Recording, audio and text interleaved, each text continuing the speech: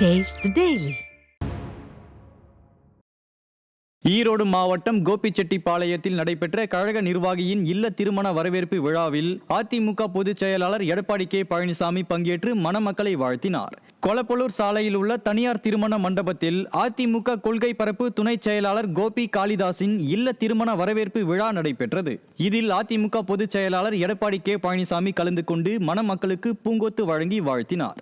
இந்நிகழ்ச்சியில் முன்னாள் அமைச்சர் கே சி கருப்பண்ணன், ஈரோடு மேற்கு மாவட்ட செயலாளர் செல்வராஜ், பெருந்துறை அதிமுக சட்டமன்ற உறுப்பினர் ஜெயக்குமார், முன்னாள் சட்டமன்ற உறுப்பினர்கள் எஸ் ரமணிதரன், EMR ராஜா, மாவட்ட அம்மா பேரவை இணை செயலாளர் சசிபிரபு, கோபி, நகர செயலாளர் பிரினியோ கணேஷ், ஒன்றிய செயலாளர்கள் பிரபு, தன்னாசி, வேலுமணி, சீனிவாசன் உள்ளிட்ட கழக நிர்வாகிகள் பலர் கலந்து கொண்டனர்.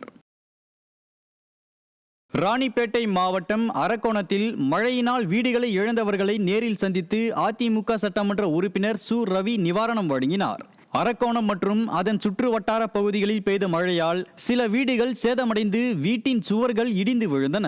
இதையறிந்த அதிமுக மாவட்ட செயலாளரும் சட்டமன்ற உறுப்பினருமான சு ரவி வீடுகளை இழந்தவர்களை நேரில் சந்தித்து நிவாரணம் வழங்கினார். பின்னர் செய்தியாளர்களை சந்தித்த அதிமுக சட்டமன்ற உறுப்பினர் சு ரவி, திமுக ஆட்சியில் பேரிடர் மேலாண்மை ஆணையம் முற்றிலும் செயலிழந்துள்ளது என குற்றம் சாட்டினார். அப்போது கழக நிர்வாகிகள் பலர் உடனிருந்தனர்.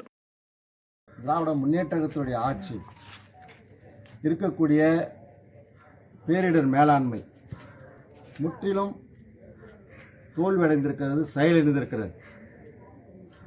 ஒரு பேரிடர் மேலாண்மை மையம் இருக்கிறதா என்பதே தெரியவில்லை. ஏனென்று சொன்னால் புயல் வெள்ளம் ஏற்படுகின்ற போது முன்னெச்சரிக்கை நடவடிக்கை இருக்கணும். முன்னெச்சரிக்கை இந்த அரசு முன்னெச்சரிக்கை நடவடிக்கை எடுக்க தவறி இருக்கிறது.